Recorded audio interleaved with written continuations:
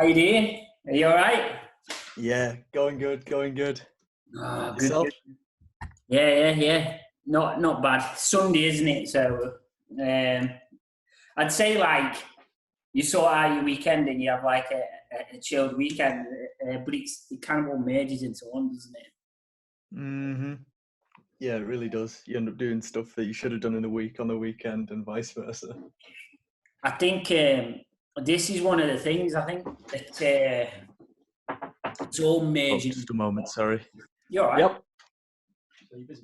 Yeah, a little bit. Okay.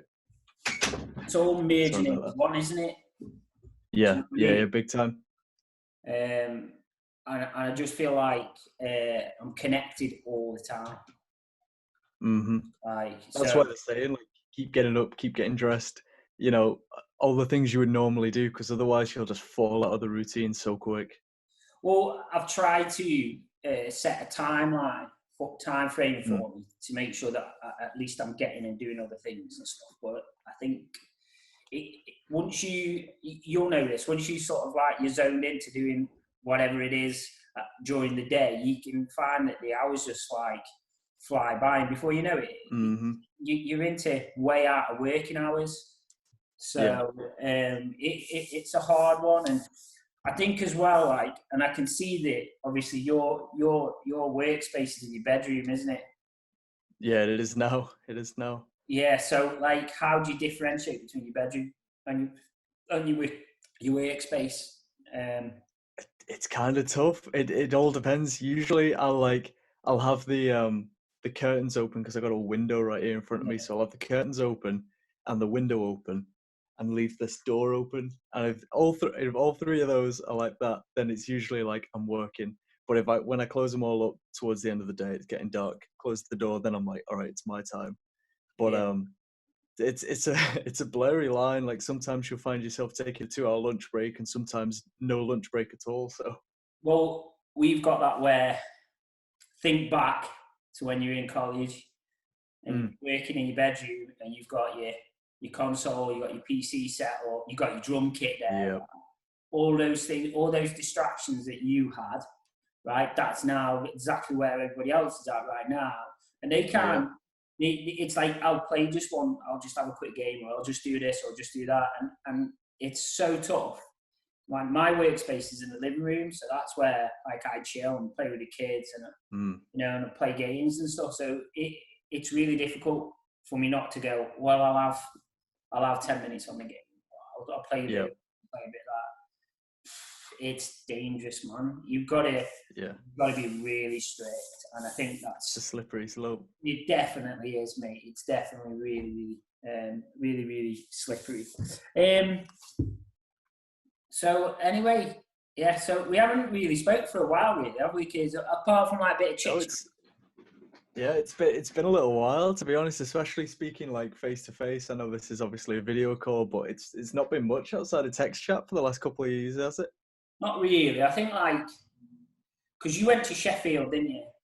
Is that I right? did, yeah, So when yeah, you moved over to Sheffield, I think you popped in maybe once, maybe twice. I think you jumped into a game jam or something with us once or twice. yeah, yeah. I And remember that then we now. met up at the expo as well. I remember meeting up at the expo with you. Yeah, That was a good laugh.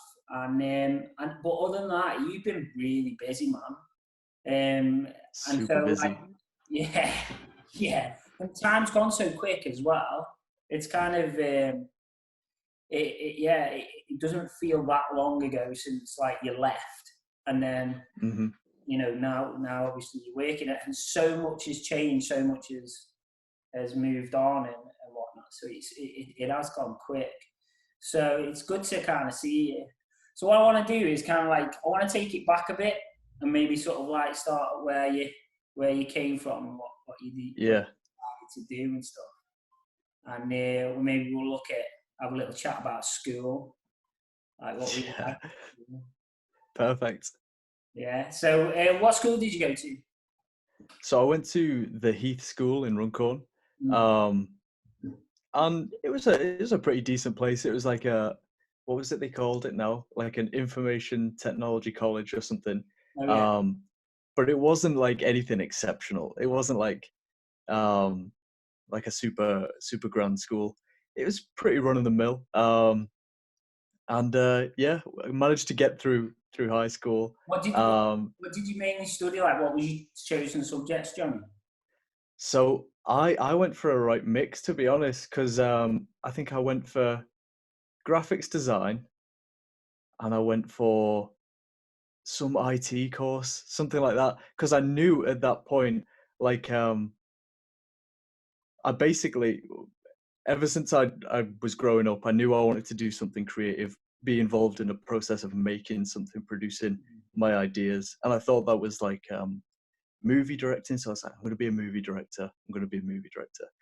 So I'm moving through high school, and eventually I met this girl in the year above me, and she went to college a year before me, and she ended up on the course as well.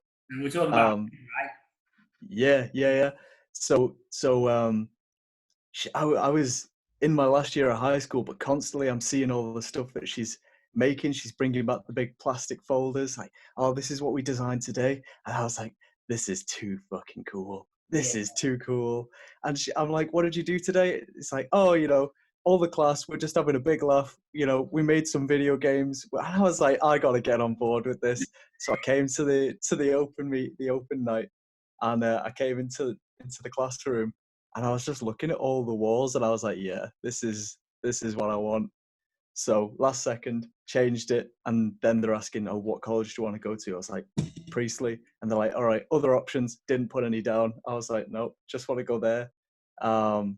And obviously, I got on there, got on the course. Worth pointing out, as well at this point, that when you came to see us, that was the first year. So Meg's year was the very first year, and me. I mean, I'm going to be really honest with you. We kind of had an idea of what we wanted to do, but Yeah. like until we were like probably 3 months into the course, it was like, okay, I kind of have a plan and I want to do all of this stuff. And everything that we decided that we were going to do, that's not going to happen. That's a year away. That's easily a year. That's easily a cohort away. But what we got out of that first year, we were really happy with. It wasn't.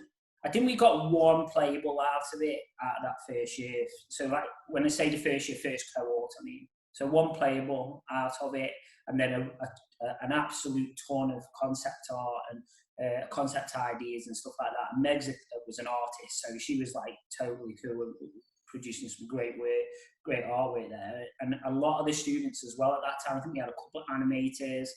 There was maybe one or two programmers, sketchy programmers in it, but at that Yeah. time, we weren't really pushing for programmers. It was kind of like, it was mainly an art and design base. So when your cohort come in, we kind of like, I totally reviewed everything, and it was kind of like, I know exactly what we want to do. We're going to do this, this, and this. And by the end of this, we are doing it. We're having more than one. Yeah. Like a proper back to the drawing board thing, and you're just Yeah, like, right, this is how we're going to structure it going yeah, forward. totally. So, that first cohort was really important. And I said this, I think I mentioned this to you the other day, like your cohort, like, so what year did you finish? Was it 2015 or 2004? 2015 is when I left Priestley. Yeah.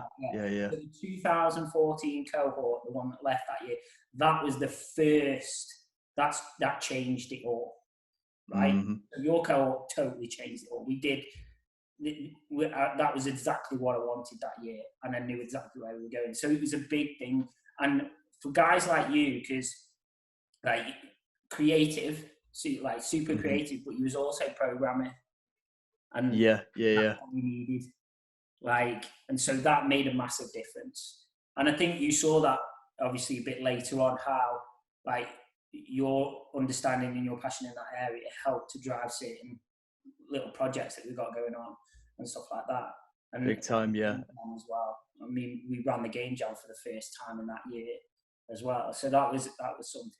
So when you came from school, then who came with you? Did anyone come with you from the Heath? So from the Heath, no one came from the Heath. So I left everyone behind. But at the time, Adam was going to pursue engineering, something in engineering. And I was like, mate, I'm going to go on to this game design course, and I think it's going to be pretty sick. And he was like, super interested straight off the bat. And I was like, you should come with. So I managed to get him. He ended up signing on to the course as well. Like Adam. What was that? Sorry. Is Adam your stepbrother? He is, isn't he? Yeah, he wasn't at the time. See, this is the weird part. So I met Adam in year 2, and I didn't like him. I was like, this kid's weird. He moved to my school. I didn't like him. And eventually, somehow we ended up being friends. And then our mums were really good friends. Yeah. So yeah, his parents had been separated since before I met him. And eventually his dad met my mum. And then for years they didn't speak. And then one day I walked in and she's texting on her phone. And I was like, you talking to Adam's dad? And she's like, yeah. And I was like, why are you talking to Adam's dad for? She's like, oh, we're just friends. And I was like, hey, it's better just be friends. And eventually she comes up to my room. She's like, right, okay, well, I need to sit you down. I'm going to have a talk. And I was like, what's this about? And obviously she's like, oh, we're going to try this. And they're still together now. They're very happy. But at first it was like a big shock. So then me and Adam became stepbrothers. First year or second year in games? Because we missed out on that, mate. We missed out on serious like banter for that. What was this? Did that happen in the first or the second year? I can't remember. It might have happened during the period of me leaving high school and joining Priestley. But yeah, definitely missed out on some banter there. Kept that close to my chest. Joe and Dan. And Dan. The parents went camping. Oh, God. That was the funniest thing. Because especially, you'd been calling them brothers the entire time. Yeah. And then it turned out that their parents had gone camping together. Like, oh, God. Just before they were born or something. Yeah. Oh, God. I've never laughed so much in my life as that. That stuck all the way through the 2 years, mate. Because they looked the same. They looked the same, didn't they? Yeah. Chance. Yeah, it was good. Oh, God. It was a really good group. I mean, the banter in that group just set it aside. It was like, I mean, you had not only did you have them two, but you had like people like Deck. And I mean, like Deck is just flying off the Deck is a CBD legend. Everybody knows about Deck. Yeah, no, as he should be. Yeah, he's a cool guy. He's really nice guy. Dead funny, and I mean, he's looking like he might be getting back into concept art, which would be really good because I've seen some of his work. Yeah, I've been seeing his stuff coming up on Instagram, and it's good. Yeah, he took a bit of time out, and I think that was right for him at the time, and because he went down visual effects route.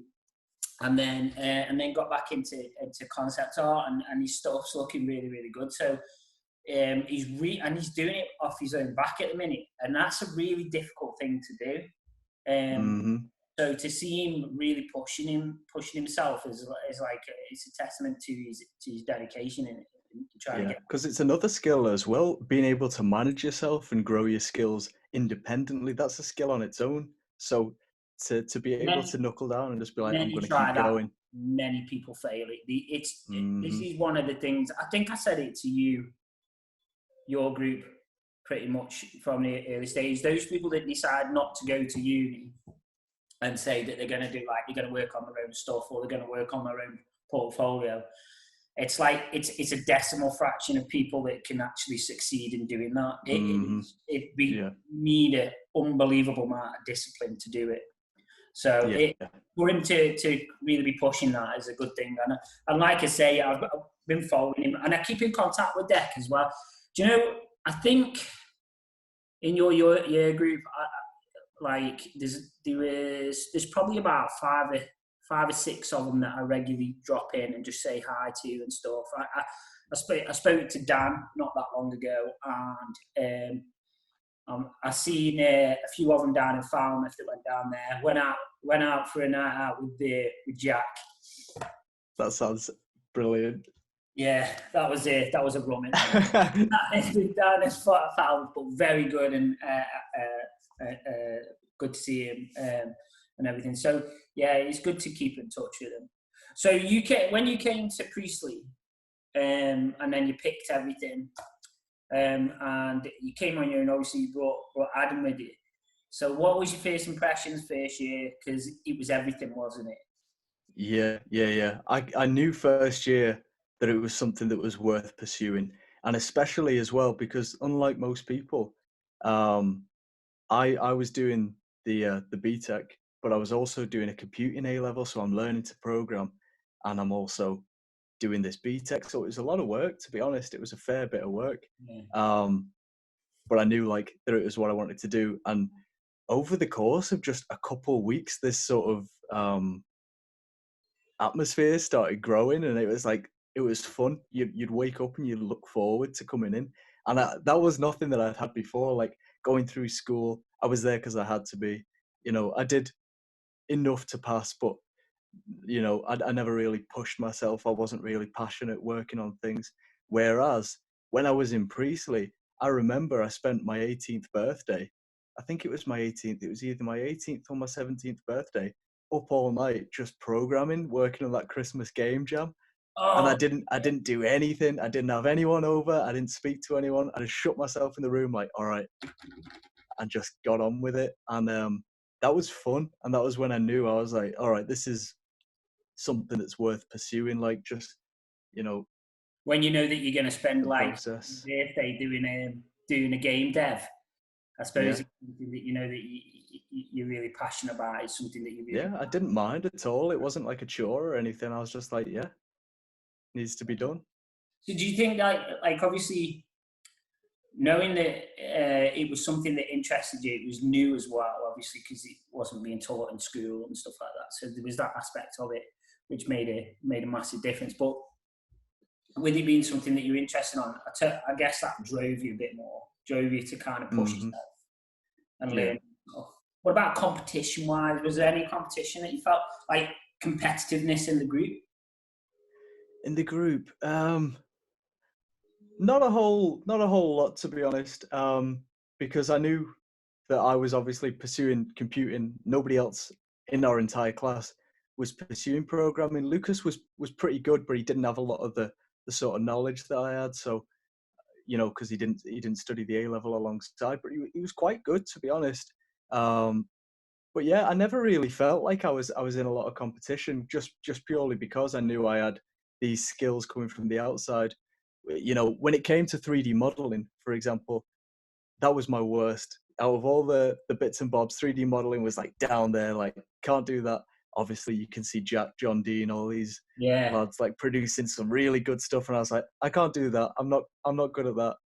But I know that when people are going to need help with the JavaScript, that's where I'm going to find my strength.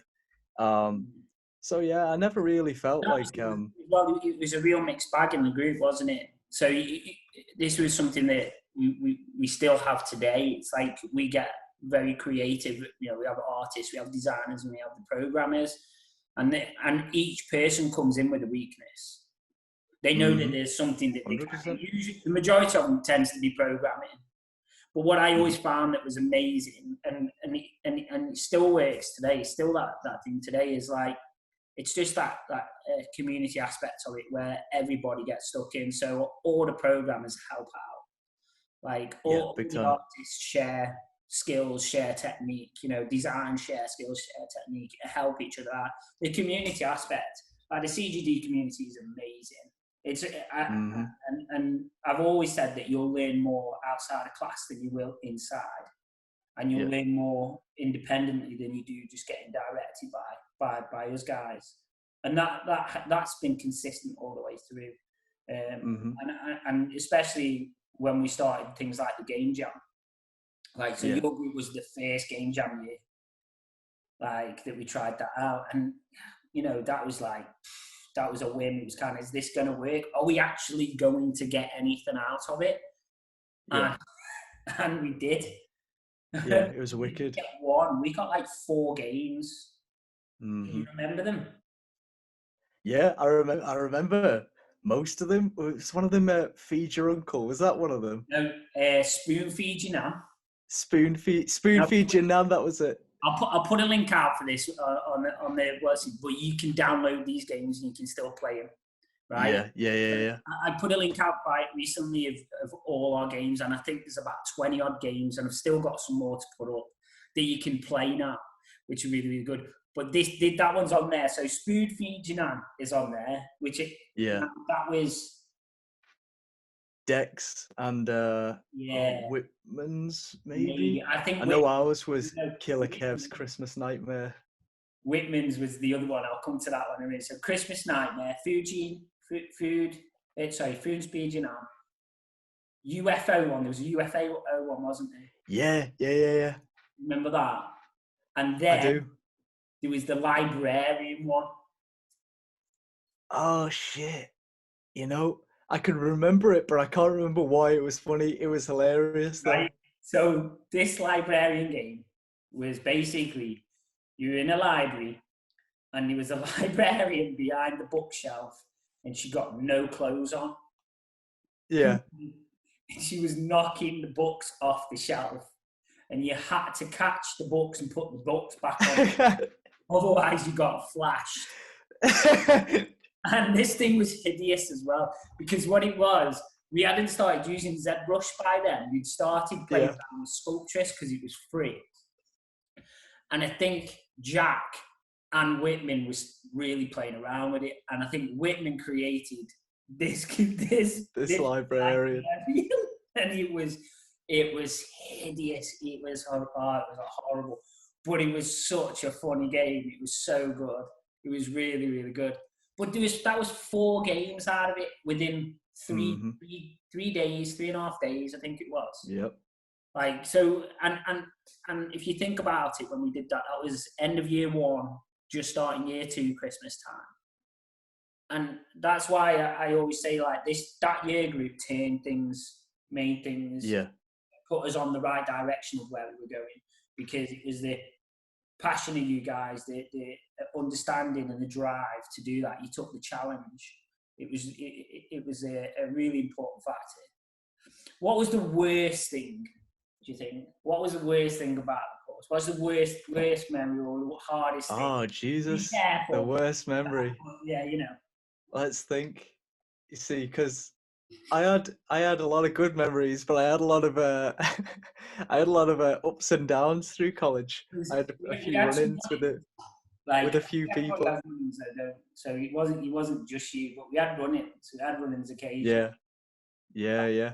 I remember when I thought I was going to get kicked out of college for that bus pass stuff, or the time that I thought Paul was going to kick me out of college as well. It happened too many times, really, thinking about it. Didn't Matthew come and speak to you about it? Yeah. I had to go and talk to the head, and he kept coming out and pulling me out of class, and madness, just madness. That was ace. Oh, yeah. I remember pulling you to one side in that room, opposite our room, and I was like, I've messed up. I've fucked up a bit here.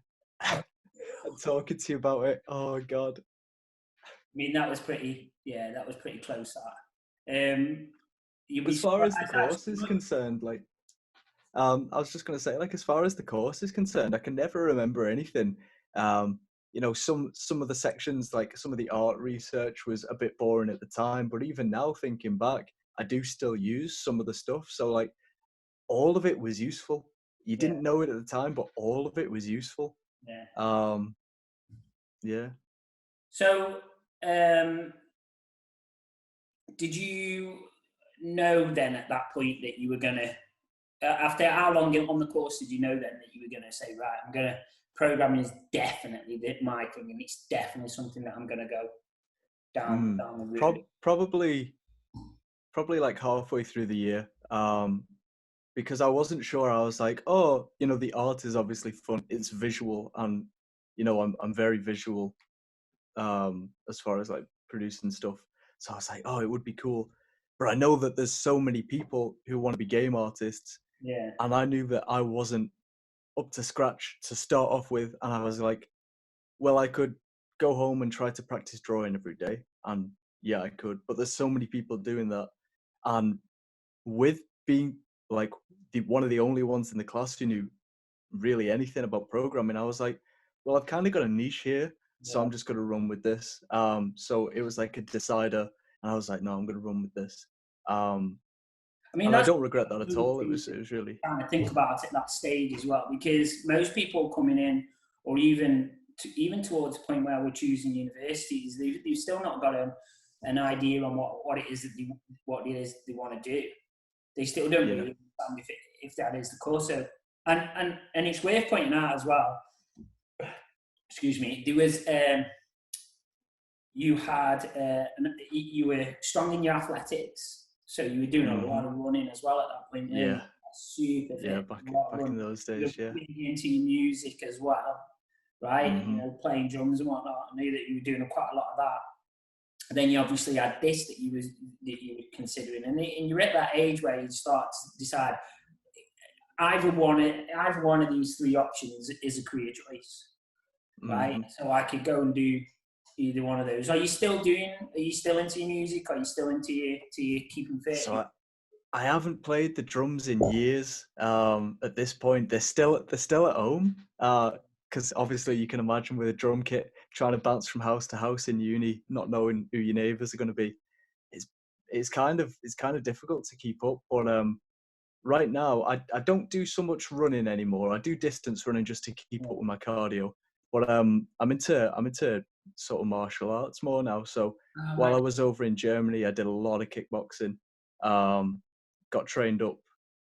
So I was doing like five nights a week, 3 hours with sparring at the end, just going for it. Like, because I was working my internship, a load of my friends had gone home. I was there for like a year, but 6 months in, a lot of people went home, and they were a lot of my friends. So I just threw myself into kickboxing. And now, since I've been working at Twinkle, I've been doing a lot of Brazilian Jiu-Jitsu. So I've been doing that for the last 6 or 7 months. Obviously, I can't now because we're in lockdown. But yeah, I've been training pretty hard there. 3 nights a week, 3 hours. Because obviously, if you're chatting, sat staring at code and numbers for hours on end, does this kind of help with the focus aspect? 100%. Yeah. I always find if I'm not doing something physical, for a fair portion of the week, my mental health starts going out the window. Like, I need to keep myself physically active as well as like mentally stimulated as well. There's got to be a balance there, otherwise I start getting bummed out real quick. Yeah. It's just getting the balance. Getting the endorphins going and everything like that. There's a whole balance that needs to be maintained. I think that's a big thing as well with a lot of people that come in that do this in particular, that do this course is it kind of it draws the bedroom warriors, aren't it? That's where the name comes from. That's where all the warriors come from. It's the bedroom warriors. They sit in the bedroom all day long in the darkness, playing games, tapping on code or drawing anime, and it's kind of like, you know what I mean? So they're susceptible to it a lot faster and a lot more likely than most others. So, keep getting them to get outside and keep fit, or doing any form of sort of like physical sort of exercise is a tough one, especially when you're in full game dev mode, because you just want to crunch the work. It's a career that really promotes a lifestyle which is not particularly healthy, and there's a level of obsession required to get to the heights that is required. If you want to work for Rockstar, you've got to be the top of your game, and that requires an obsession, nothing short of an obsession. So it really does promote that sort, and it's about like, you got to win the morning, wake up, go for a run, even if that's like all you do for the rest of the day, and then you sit on your ass just a little bit. I think helps people a lot. Yeah, I think now as well, with what's happening at the minute, it's probably more important to try and get a break with it. I was talking to one of our interns the other day about it, and they were saying, like, obviously they're now sort of like, they've set up their office. Their office is the bedroom, and they've got obviously their milestones and stuff to do, to work on.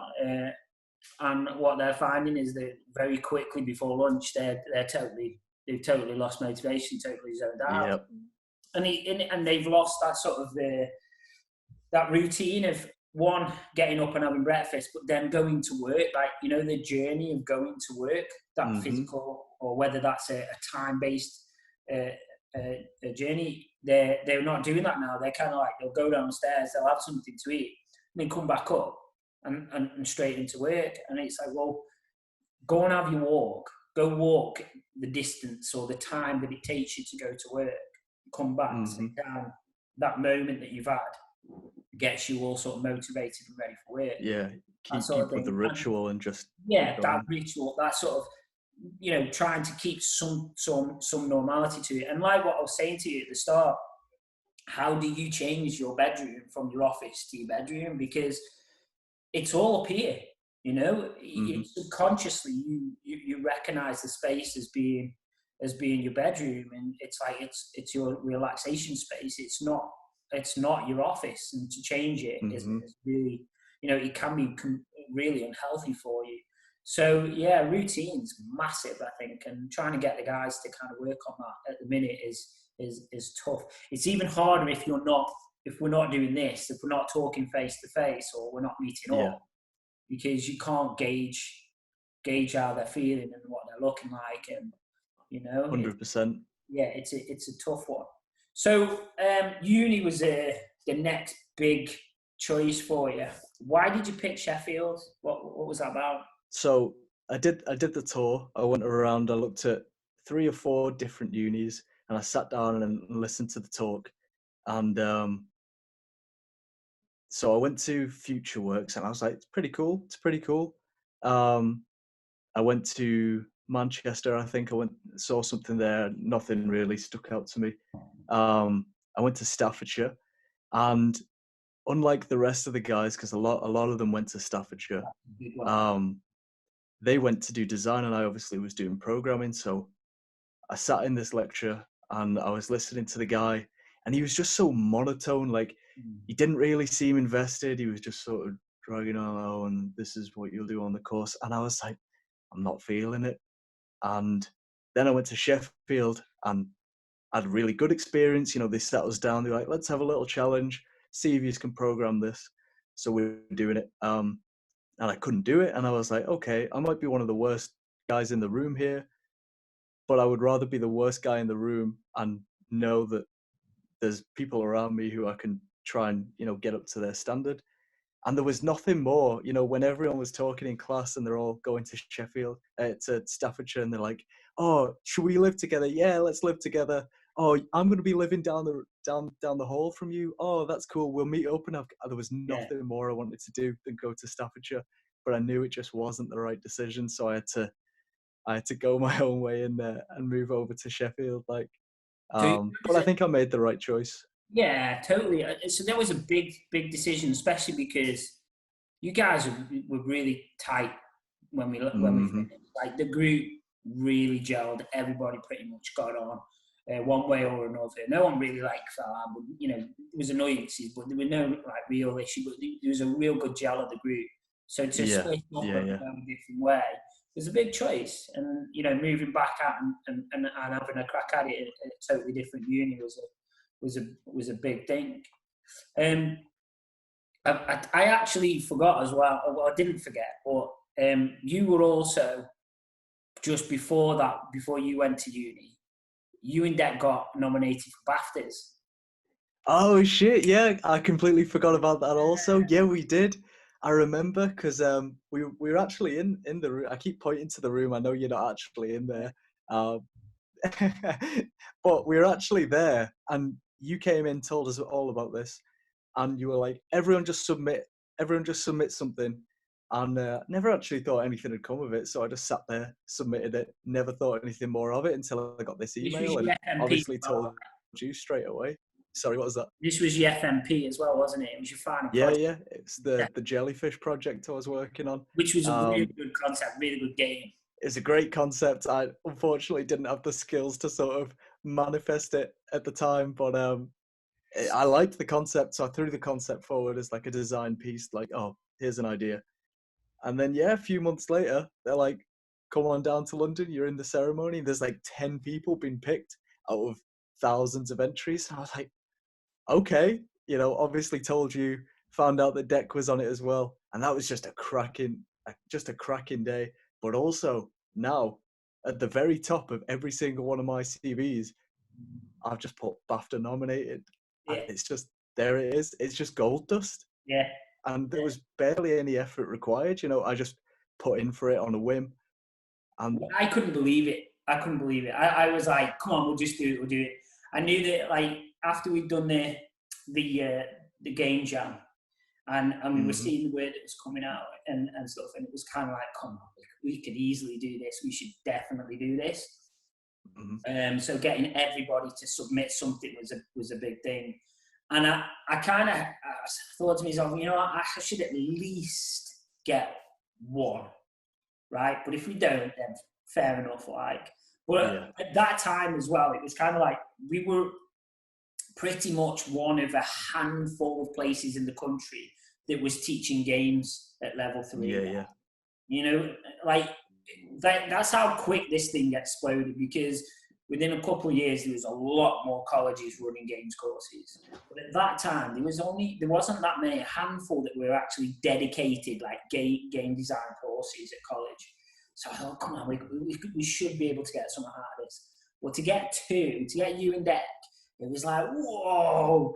And then it was just like, and it was real as well. Like, we going down to London was great. Like, taking the family and everybody down there, we had a great time. yeah. Sitting in the big sort of like the theatre set up and everything, and waiting for it. It was Just crazy. yeah, it was just really, really good. It was like, yeah, at that point, it was like, that showed that we definitely were heading in the right Oh direction. yeah, no, 100%. Out of like the entire country, I think it was, I can't remember if it was the UK or just Britain in general, but there was a lot of people from a lot of places putting in, and to get 20% of the people in there to be from one course, 1 year of one course, just nuts. It must have We been should have won it. so good for you at the We time. should have won it.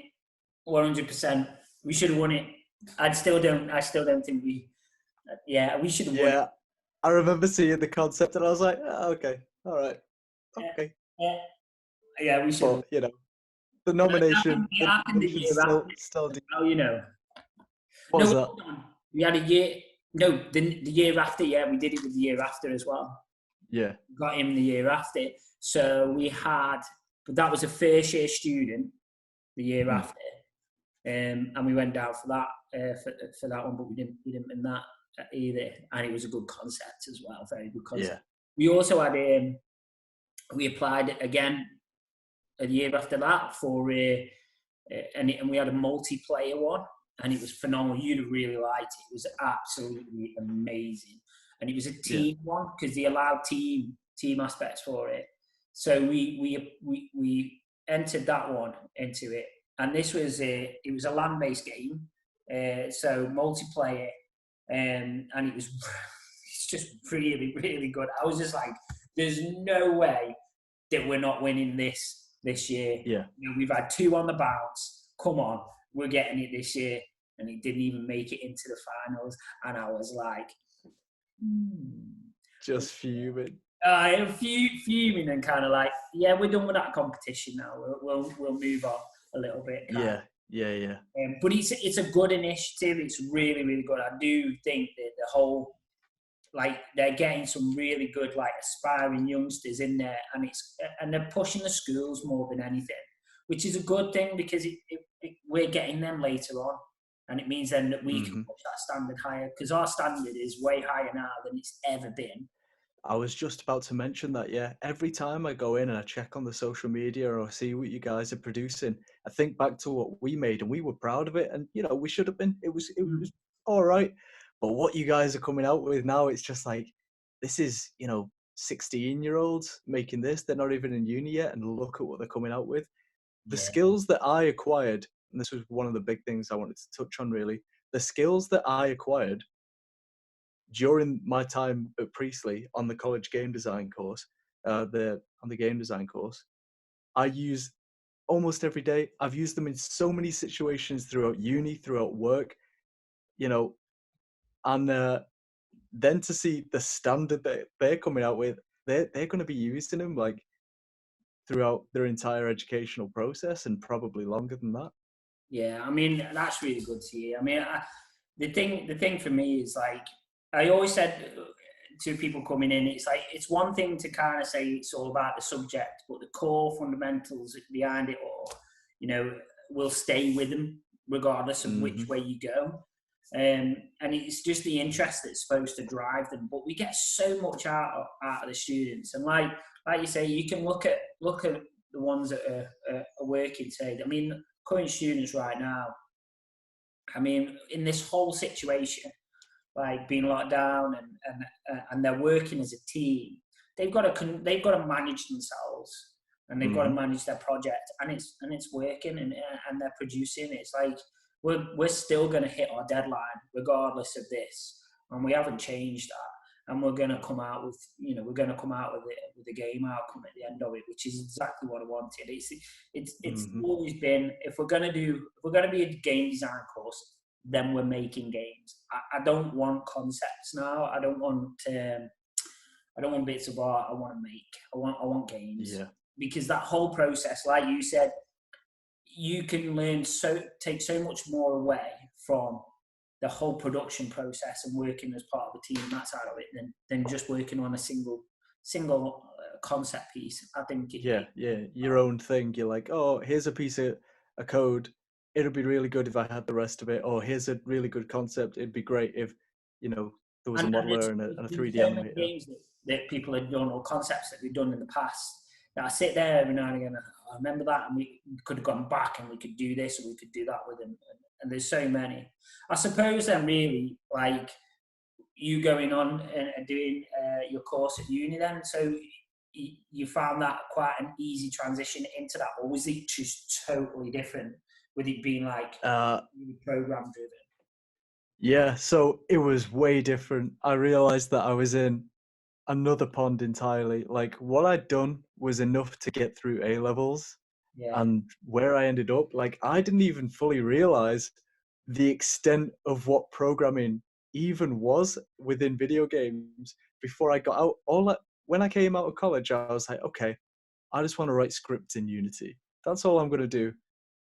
And a month into the course, I'm doing low level programming, like specifically in like assembler language, which is like, I'm changing just I'm learning about hardware and how to manipulate hardware. And it was just a whole other level. And I was like, what have I signed up for? There's so much here. I'm doing complex maths, which is like even harder than A level maths. And I didn't even like maths that much, coming up from high school. I'm like, well, I'm here now.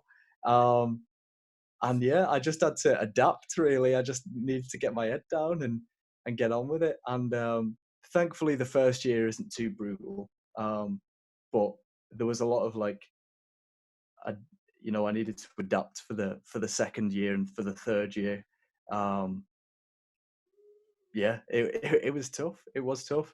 Um, and obviously you get a load more independence, right? You're living on your own, you're feeding yourself, you can turn up or you can't turn up if you want. No one's going to shout at you. So it's like there was a spell where I was like not going to certain lectures that I thought were boring, and I was like, "What am I doing?" It's a lot of money. Um, so eventually, like the last couple of years, I really got my game together, and So how did your internship come about? Because that was a big thing. You moved. You went to Germany. yeah, the Oh, I mean, internship. Oh, like, and I it's tell you what, it was like, no, it was Germany.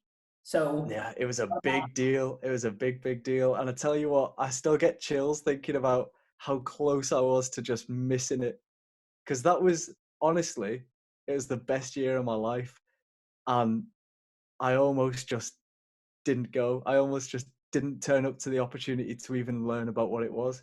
So what had happened? This email came through, and everyone's going. It's the second year. Everyone's running around trying to get internships and placements, and I had no clue where to start. I'd sent out a few emails, but I didn't even think I was that good, and I was like, "There's no way,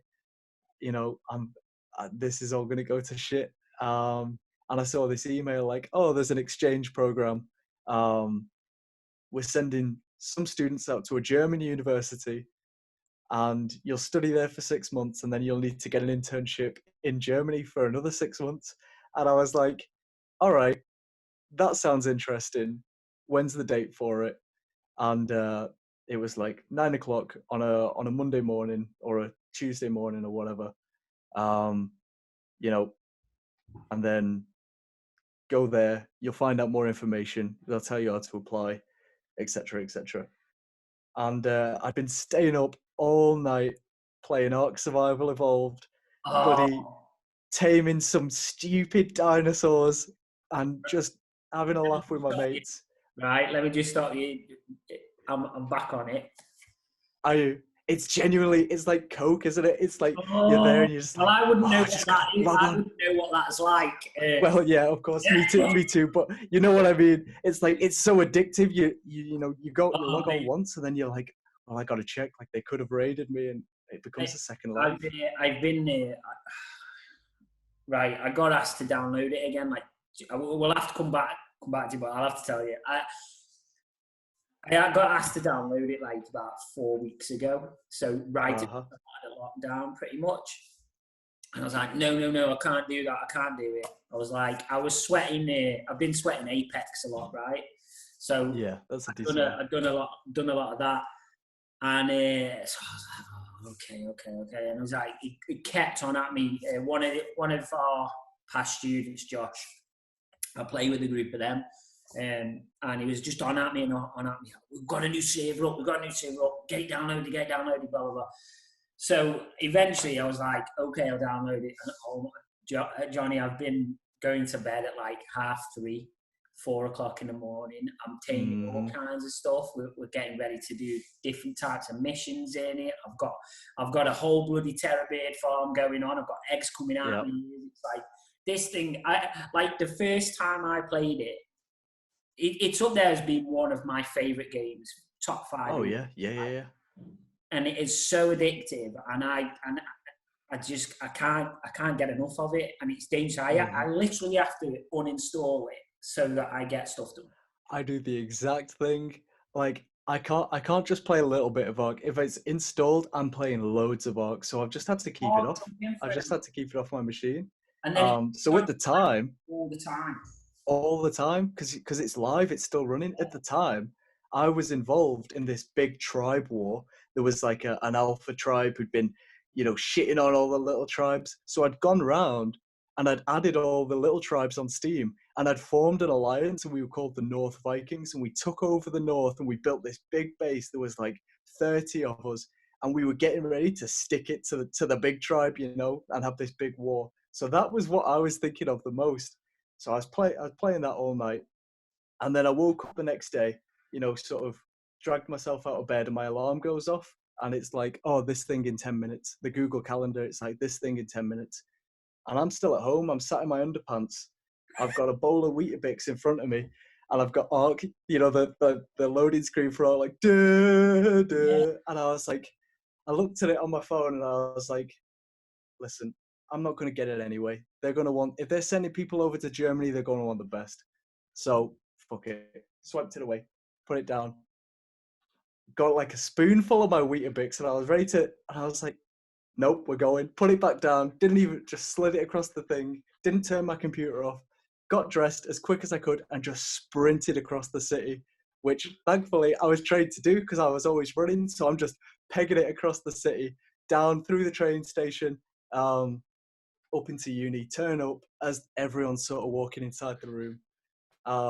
So I go inside the room, and yeah, I find out about this opportunity to go over to Germany. Like I said, they showed us the campus. They're like, you'll live on campus, you'll get German lessons at the start for 3 weeks, this intensive course with all the other international students, Koreans, Americans, Australians, Russians, wherever in the world, like there was people there. And I was like, this is too cool. So I applied, and, wrote up this CV, this like letter, like, oh, dear Miss Tullius, I would like to be granted a internship, an exchange semester in your university, blah blah blah. And I bloody got in, and I called my mum up, and I was like, I'm going to Germany, and she, you can imagine what she was Yeah. like. So, I ended up flying over to Germany, and there I am, you know, previously I'd been sat in my underpants all night playing Ark Survival Evolved, and now I'm on my own in this German airport, like, you know, trying to find my place. And my street name was Pestiloscherstrasse. Okay, that word has one letter in it that isn't even like, I don't even know what the letter is. It's like a capital B, but it means S, and there's like three Z's in the word. I'm like, okay, I'm gonna need my phone to at least get to this place. It's in Reutlingen Pestiloscherstrasse. That's all I know. I couldn't even say it at the time. I just knew that was where my house was, and I needed to go there. I get off the plane, and I'd been talking to this woman the entire flight. She was super nice, and I'm like, okay, laptop, put that there, get all my stuff. I get through security before I realize I'd left my phone on the plane. I'm like, no, no, no. So there is literally no way that I have any idea what's going on, like where to go. So I go back in, run back in. I was like, I've left my phone. I don't speak a word of German at this point, not a single word. I'm like, I've left my phone on the plane. I need to get it back. They're like, you're going to have to come back tomorrow, maybe the next day. So I had to get on this coach. I had to like ask around and try to find someone who speaks English, get on this coach. And eventually I managed to find my way onto the university, and some guy who knew where it was gave me a lift. And I got there, I got my keys, and you know, it was a little while before I got my phone back, and I had no internet, so I couldn't let my mum know, I couldn't let Holly know what was happening. So they were just sat there like overnight, like, hope he's okay. Eventually I got my phone back, and it was great, but such a cool experience.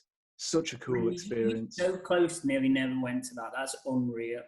That's Yeah, like, like the entire year, the first year was like, the first 6 months was on this, German uh, campus. So yeah. we had classes. I lived literally a minute's walk from any of my classrooms. We just met so many cool people. Like, What it was was that like? ridiculous, and there was a proper Studying community sort obviously of feeling. in the German university. Mm. Did you speak much English? Was your Yeah, set? so thankfully all of my classes were in English, but we'd had this sort of intensive class for the first 3 weeks, so we knew a few of the basics. So that Yeah, was like a 9 till 5 class, 5 days a week.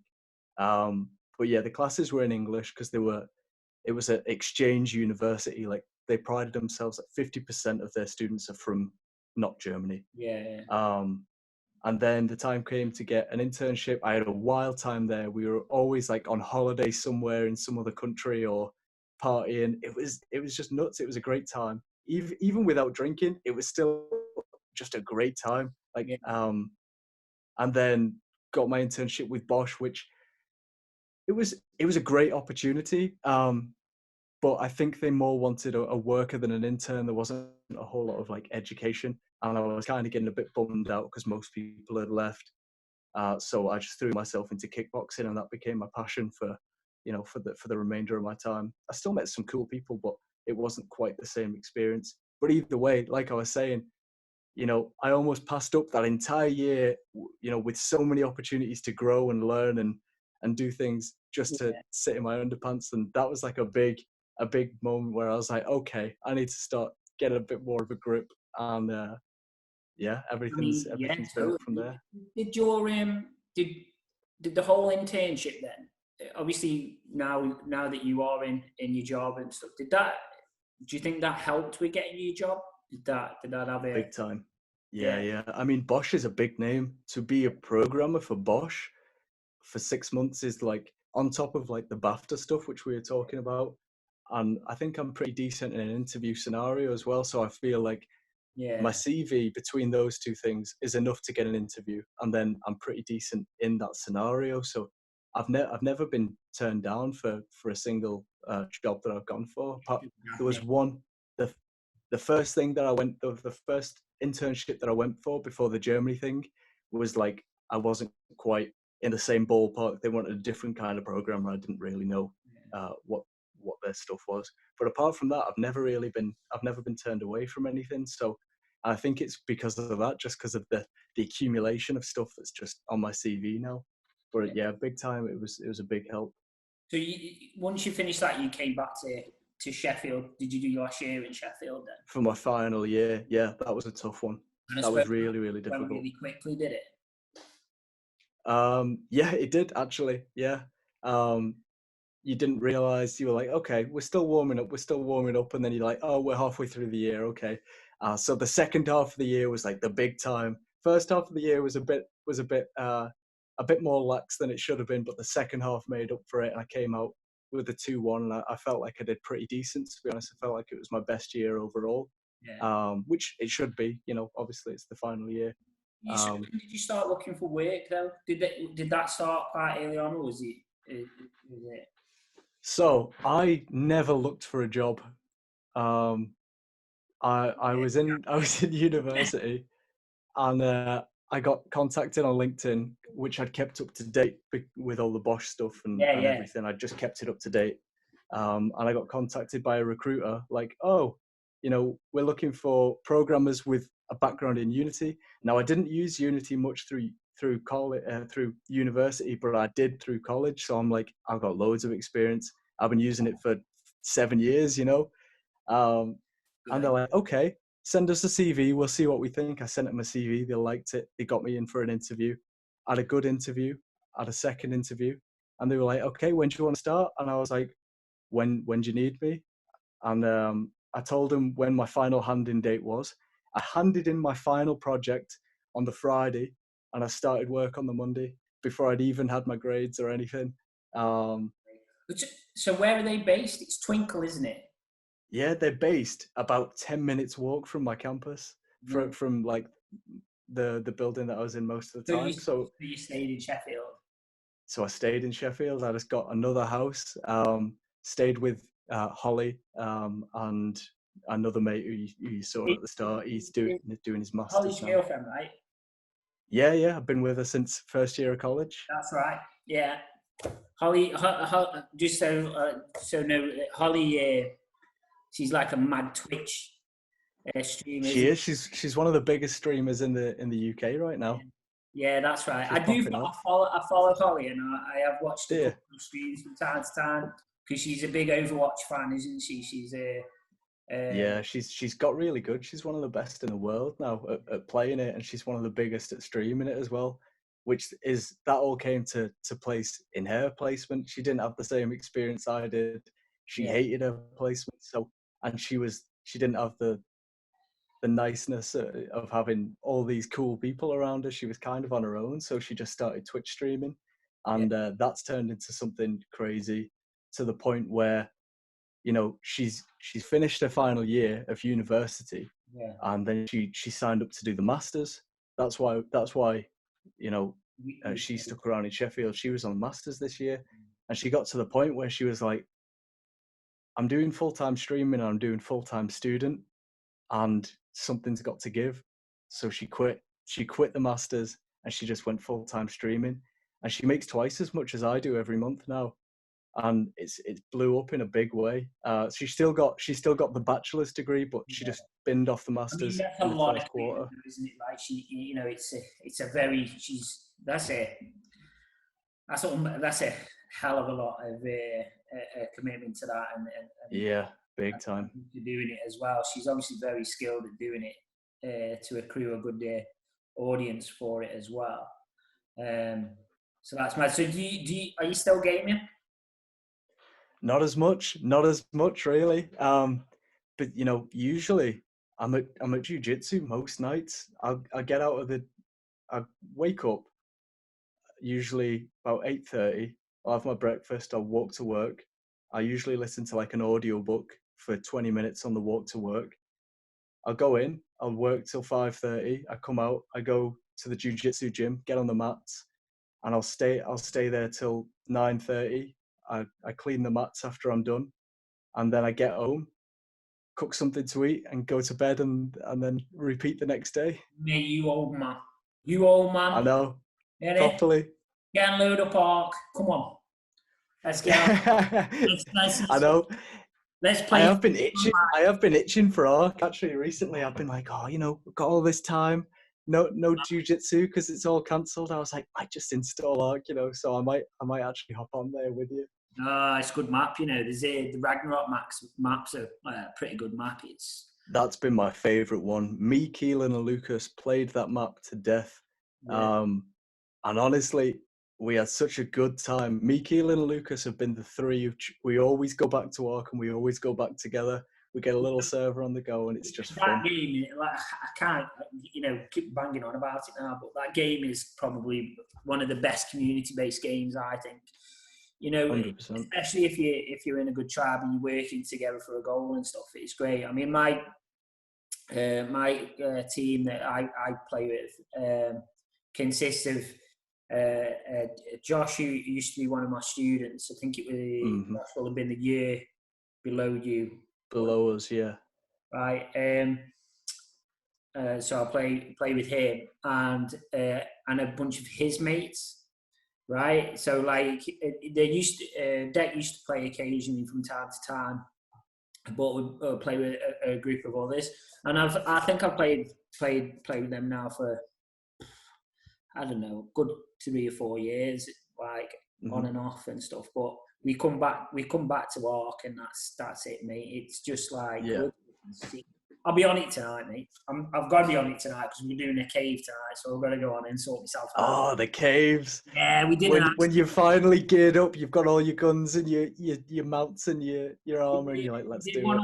on Thursday, and I said to Josh, I want to stream the cave because basically I die all the time, right? That's my job, right?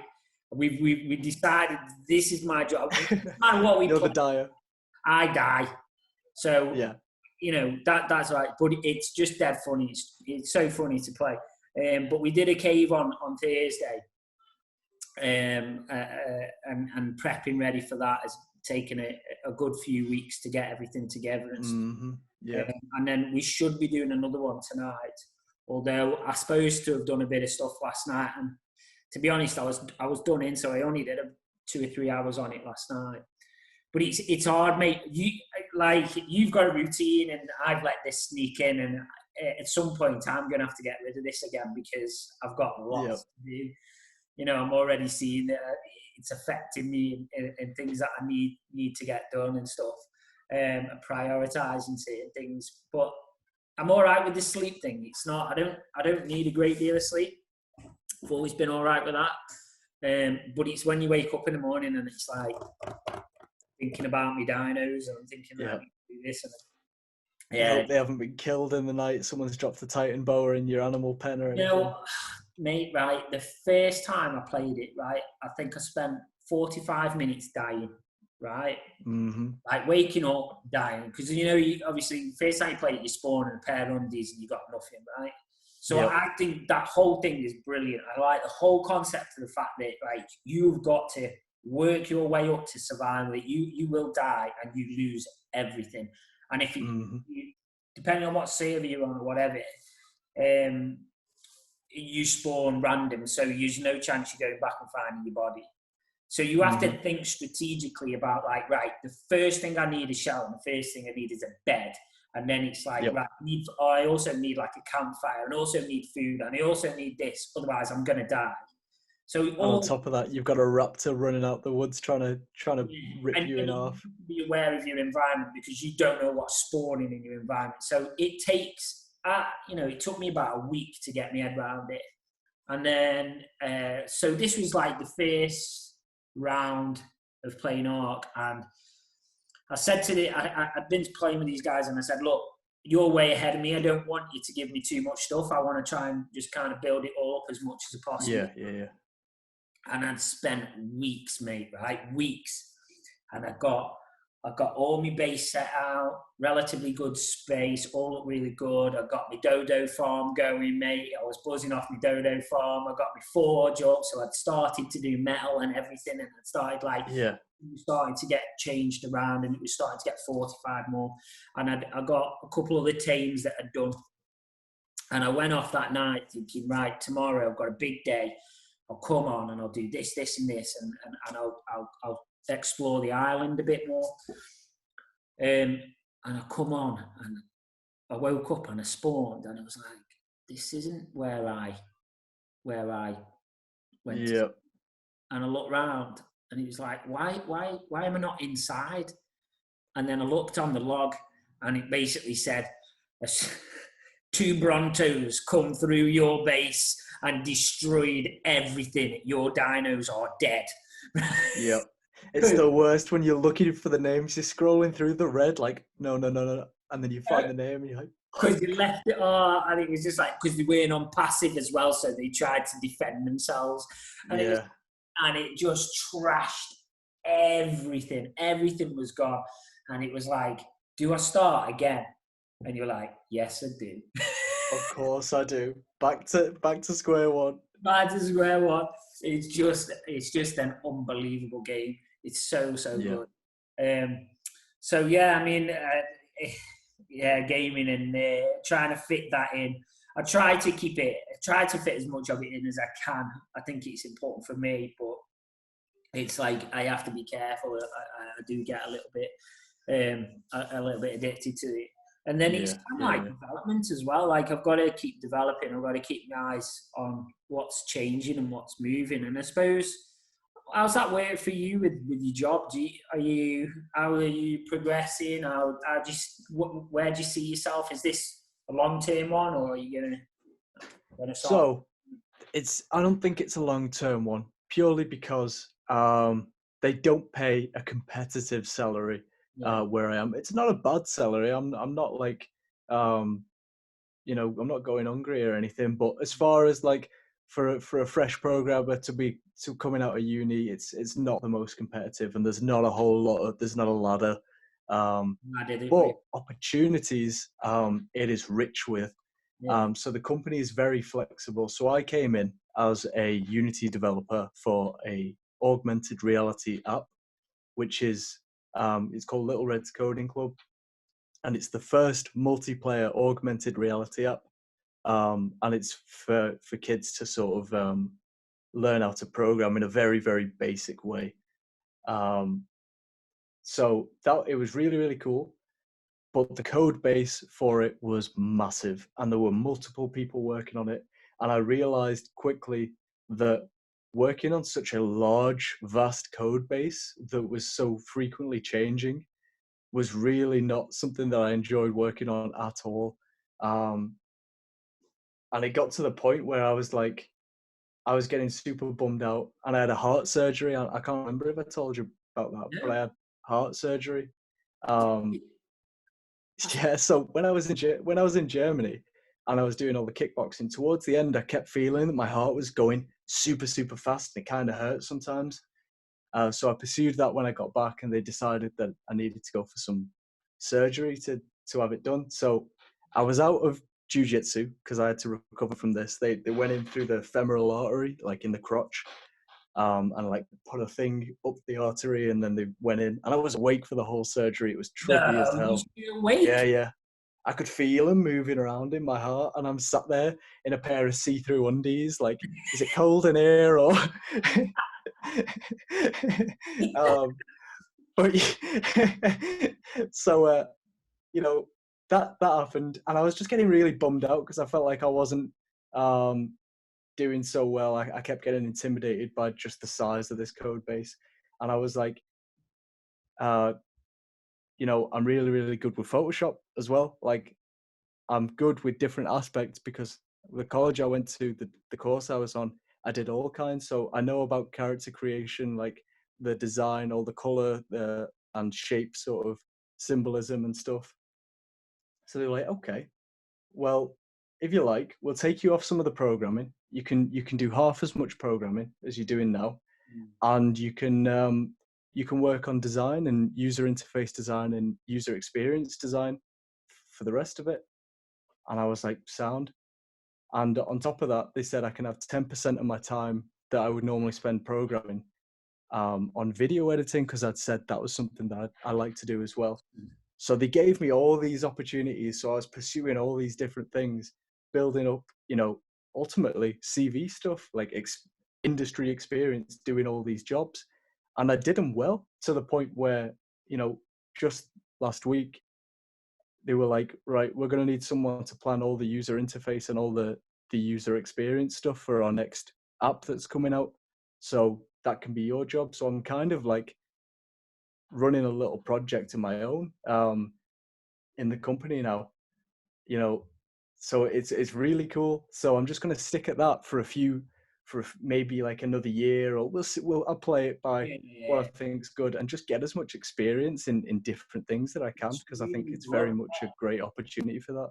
Yeah, that's really good. I mean, being able to be versatile in the company that you're working for is obviously going to reap benefits later on. A lot of places you're kind of employed, you do what they want you to do, and it's what you're employed to do. If you've got that a Hmm. company that's a little bit more open and it wants to sort of like push you in different avenues and give you sort of those opportunities, and especially listening to you and taking note of that, you know, being a lot of places won't necessarily accommodate it. It's obviously a good company for that, but then you are thinking, considering it later on, it opens up way more opportunities later on. A Yeah, lot. way more. Being versatile and being able to adapt, and especially in this industry, is a big thing, because you want to be able to kind of go and work for different companies, but you want to work for companies that you choose to work for, not looking for the job that only fits a limited amount of skill set. If you've got a wide Yeah. skill set, you can apply that successfully and show it. It opens up more opportunities for you. It's definitely something that you should do. That's what I've said to them. They said, like, what do you want from the company? Like, during your time working here, what do you want? And I was like, well, I don't think I'm going to be the best programmer. I'm not a bad programmer, but you know, I'm not like the world's best programmer either. I think I'm quite standard.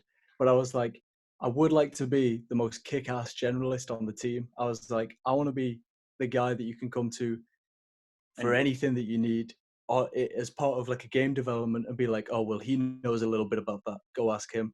And they were like, okay, we'll make that happen. So that's what I'm pursuing currently, just growing all the skills that were, really started in college, just continuing and growing all them into sort of a generalist. it's a really good space as well, isn't it? They've got quite a good base of games companies, games In industry around. Sheffield, yeah, You've there's got a lot. It's a good scene. haven't you? Sumo Digital's based in around Sheffield area, Doncaster, Yeah, that way. yeah, I know a load of people who work for Sumo. Well, um Sumo's opened up in Warrington as well. have they? Yeah, I right. didn't know that. No. So, Sumo have opened an office in Warrington, and I think it's mainly program based. Okay. Right, the guy, you should link him with him, Scott Kirkland, I think his name is. Uh, Okay. you should link him with him because yeah, it's in. They've moved out, just recently moved over to Warrington, and they've found an office space, I think, in Warrington, and so they're going to be up and running pretty soon, and they're working on new projects and stuff. So Hmm. that's something I know that's happening. I'm going to try and see if we can connect with those guys, because I know a few people who are associated with Sumo, and they're a good company. They're like They are. they're like TT in the sense that they're very open, and they're very sort of open to new ideas, and Hmm. encouraging for people like us. So they're, Especially with the course like that, there should be certainly some opportunities yeah, cropping up just definitely. to get in there. Well, I know that there's a few different. I think is team. I think there's one called Team 17 as well. I think they're based around that area. Yeah, they're in Sheffield. The lad who's just walked in about an hour ago. He worked for them for a little bit. Yeah, Um, they're just recruiting. just going through uni, like. Yeah, they're recruiting a lot recently. I've got a connection with somebody that works there as well, and we get. I know that they're taking on quite a few different people at the time. So there's the thing that I found more than anything right now is that there's more of opportunities than ever, but you've got to be good and you've got to be proactive about it. Hmm. I think that if you are looking for specifics, something that you specifically want starting out, you're not getting it. If you are adaptable, if you are able to touch a little bit of this, try a bit of that, you know, show that you're keen in this, that, and the other, as well as having a real core skill. I think that you become more attractive in that sense.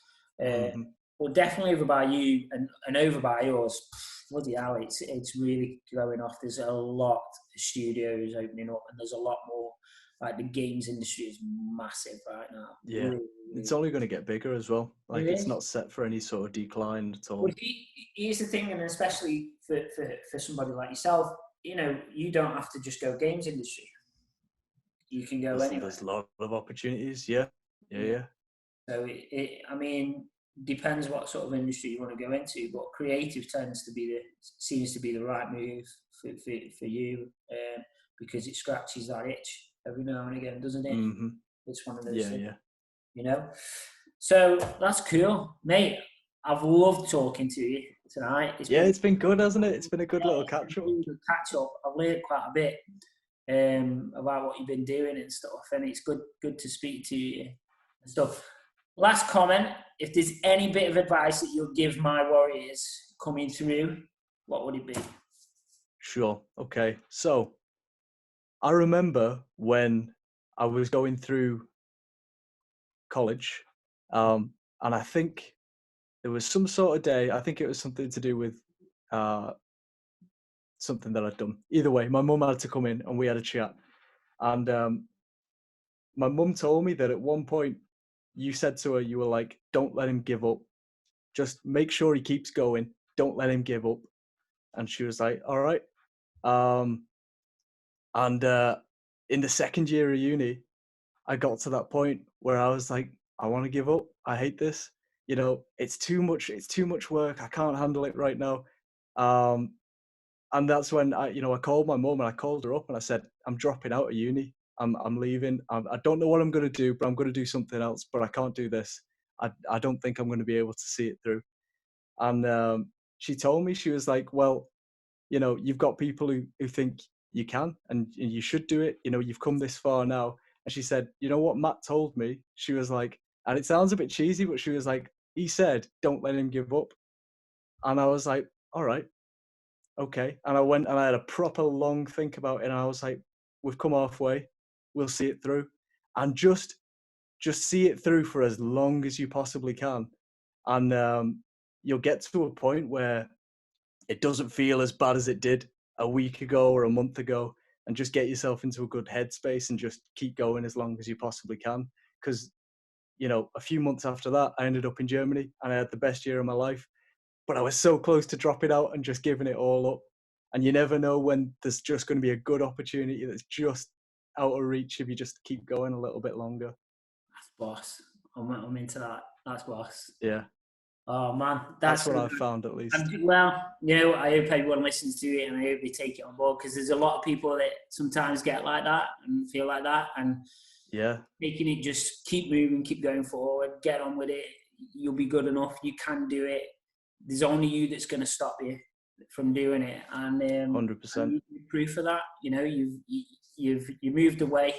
You did things on your own. You went to a different country. You tried it out. You come back, you got a job, you had a bit of heart surgery, and you survived the arc. Yeah, exactly. Survived the arc. So still going.